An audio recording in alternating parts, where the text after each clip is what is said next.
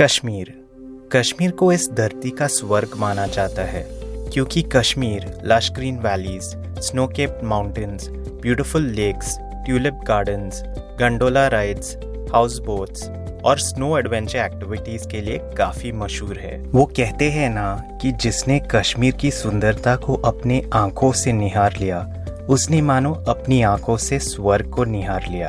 अब कश्मीर या किसी भी जगह जाने के लिए जानकारी लेनी पड़ती है, तो इस वीडियो में हम ट्रांसपोर्टेशन के बारे में जान लेंगे, यानी कि कैसे पहुंच सकते हैं कश्मीर। क्या कश्मीर एक सेफ प्लेस है विजिट करने के लिए? बेस्ट सीजन आप कश्मीर में ट्रैवल कर सकते हो, साइट सीइंग या घूमने की जगहें देख सकते हो और फाइनली बजट देखते हैं, यानी कि कितने में होगा कश्मीर की पूरी ट्रिप। तो इस वीडियो को शुरुआत से अंत तक देखना ना भूलिए। आइए शुरू करते हैं। कश्मीर एक ऐसी जगह है हमारे भारत देश में जिसकी सुंदरता आप नकार नहीं सकते। अगर आप फ्लाइट से आओगे तो आप डायरेक्ट या कनेक्टिंग फ्लाइट लेकर भारत के बड़े शहरों से श्रीनगर इंटरनेशनल एयरपोर्ट पहुंच सकते हो, या फिर आप दिल्ली पहुंचकर श्रीनगर की फ्लाइट ले सकते हो। अगर रोड की बात करें तो आप दिल्ली से NH-44 पकड़ के जम्मू टू श्रीनगर आ सकते हो। आपको डायरेक्ट बस दिल्ली टू श्रीनगर के लिए नहीं मिलेगी, लेकिन हाँ जम्मू तक मिलेगी और वहाँ से शेयरिंग कैब लेकर आप श्रीनगर आ सकते हो, जो 5 से 6 घंटे का सफ़र है। ट्रेन तो आपको डायरेक्ट नहीं मिलेगी श्रीनगर के लिए, लेकिन आपको Delhi to Jammu Vande Bharat express, Jhelum express, Jammu Tawi मिल जाएगी। वहाँ से टैक्सी शेयर करके आप जम्मू से श्रीनगर आ सकते हो।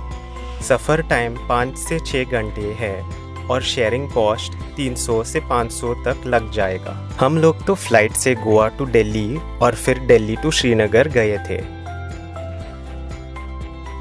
अब जान लेते हैं कि क्या कश्मीर सेफ है जाने के लिए। इसका जवाब है हाँ।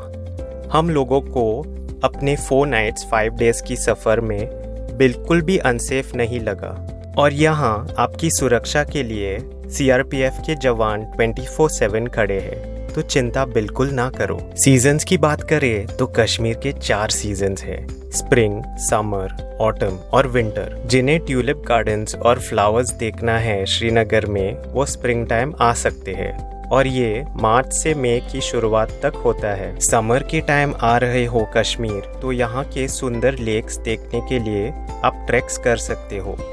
ये सीजन जून टू अगस्त तक रहता है। ऑटम का टाइम कश्मीर की वैली एक गोल्ड और क्रिम्सन पेंटिंग की तरह दिखती है, चिनार की पेड़ों की वजह से, और इस सीजन में आपको एप्पल्स देखने को मिलेगा। विंटर्स तो सबसे मज़ेदार सीजन है और बहुत सारे लोग आते हैं स्नो का मज़ा लेने। विंटर्स दिसंबर से मार्च तक सीजन है। कश्मीर आने से पहले थोड़ी चीज़ों का ध्यान रखना पड़ता है। पहले तो आपके फ़ोन कम्युनिकेशन के लिए एक अलग सा पोस्टपेड सिम लेना मैंडेटरी है, क्योंकि आपके होम टाउन की प्रीपेड सिम कश्मीर में नहीं चलेगी। तो ये सिम 3 से 5 दिन कश्मीर आने से पहले ले लीजिए। आप कश्मीर आकर भी पोस्टपेड सिम ले सकते हो, लेकिन यहाँ पे आपके 3 से 5 घंटे वेस्ट हो जाएंगे इसके प्रोसेस में।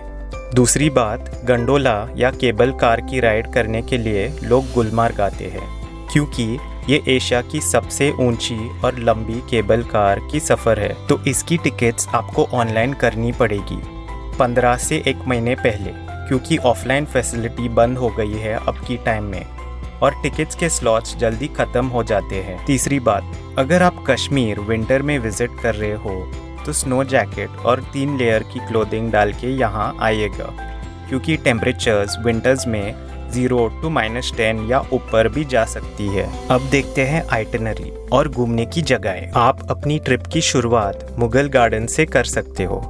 निशात बाग का मतलब है गार्डन ऑफ जॉय। इस बाग को 1633 को मुगल एरा में बनाया गया था। यहाँ की एंट्री टिकट ₹30 है। इसके बाद आप परी महल जा सकते हो, जिसको अबोर्ड ऑफ फेरीज या होम ऑफ एंजल्स भी कहा जाता है, जिससे मुगल प्रिंस दारा शिकोह ने 1600 में बनाया था। परी महल के बाद आप जवाहरलाल नेहरू बॉटेनिकल गार्डन जा सकते हो। इस गार्डन को 1969 में देश के पहले PM of India Pandit Jawaharlal Nehru की याद में बनाया गया था।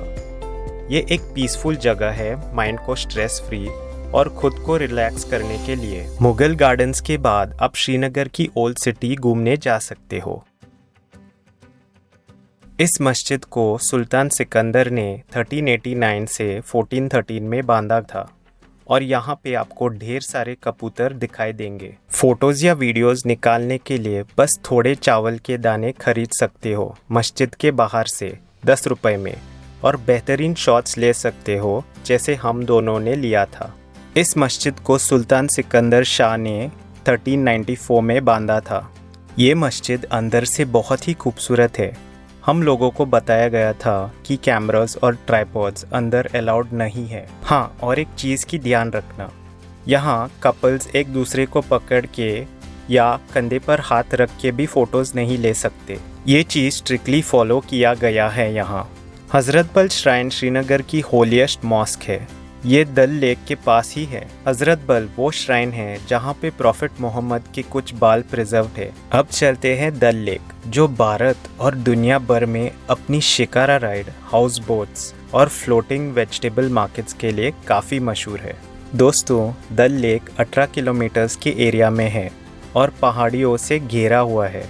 यहाँ के नाव को शिकारा कहा जाता है, जो दोनों साइड से नोकीली होती है और ऊपर से कैनोपी लगी हुई होती है। शिकारा राइड यहाँ के लोकल लोग एक जगह से दूसरी जगह जाने के लिए और ख़रीदारी का सामान ले जाने के लिए इस्तेमाल करते हैं। शिकारा राइड आपको 500 रुपये से 2500 तक पड़ सकता है और ये दल लेक में नंबर ऑफ साइटसीइंग पॉइंट्स पर डिपेंडेंट होता है। दल लेक में आप हाउस बोट्स पर भी स्टे कर सकते हो अपनी नाइट स्टे के लिए।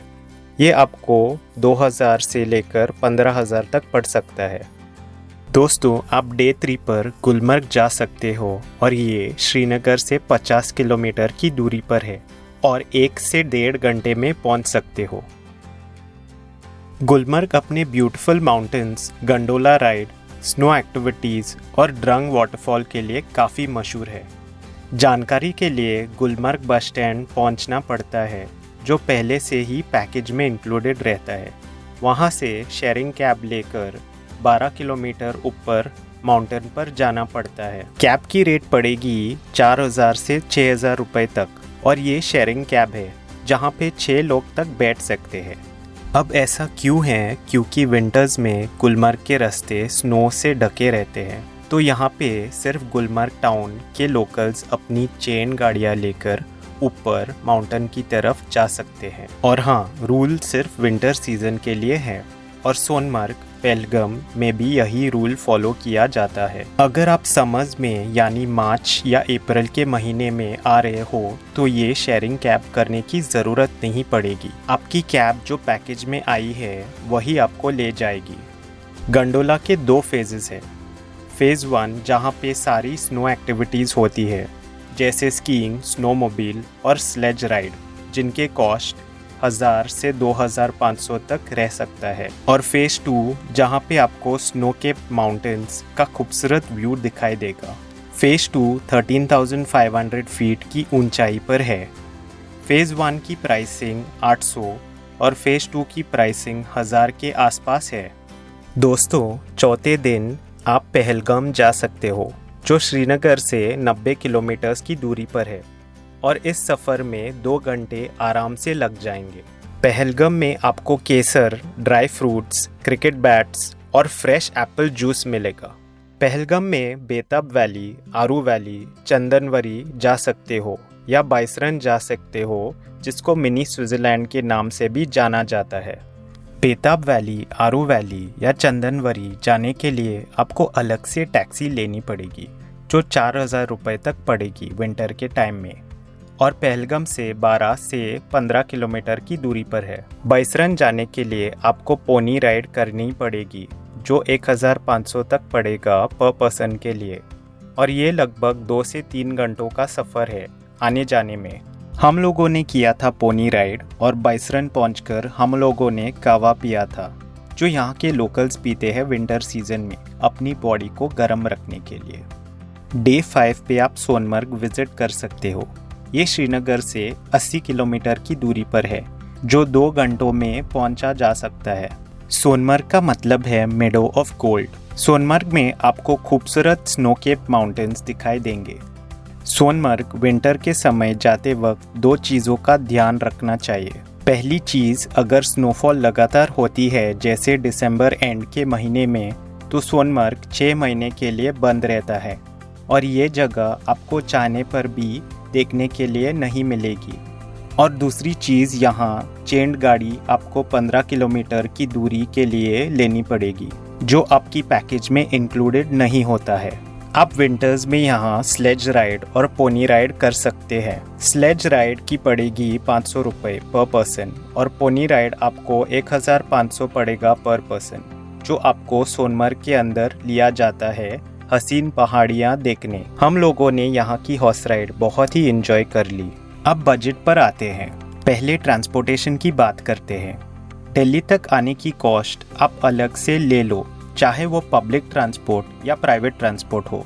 अब दिल्ली टू जम्मू बस की कॉस्ट 900 से 2000 रुपये तक पड़ सकती है। वहीं ट्रेन की कॉस्ट देखा जाए तो दिल्ली टू जम्मू 400 से 1800 तक पड़ सकती है। ज़्यादातर लोग दिल्ली टू श्रीनगर फ़्लाइट से ही आएंगे, तो दिल्ली टू श्रीनगर की फ़्लाइट आपको 4000 से 9000 तक पड़ सकती है वन वे एक इंसान के लिए। होटल डिपेंडेंट है कि आप हॉस्टल, डिलक्स, सेमी लग्जरी या लग्जरी में स्टे करते हो। यहाँ पे होटल्स आपको 1500 से लेकर 30,000 पर नाइट की मिलेगी। साइट सीइंग कैब की कॉस्ट लगभग 10,000 से 15,000 तक पड़ेगी। और लास्ट में आपकी एक्टिविटीज़ और शॉपिंग की कॉस्ट कैलकुलेट कर सकते हो। तो यहाँ पे अभी आप अपनी अप्रॉक्सीमेट कश्मीर ट्रिप की कॉस्टिंग देख सकते हो।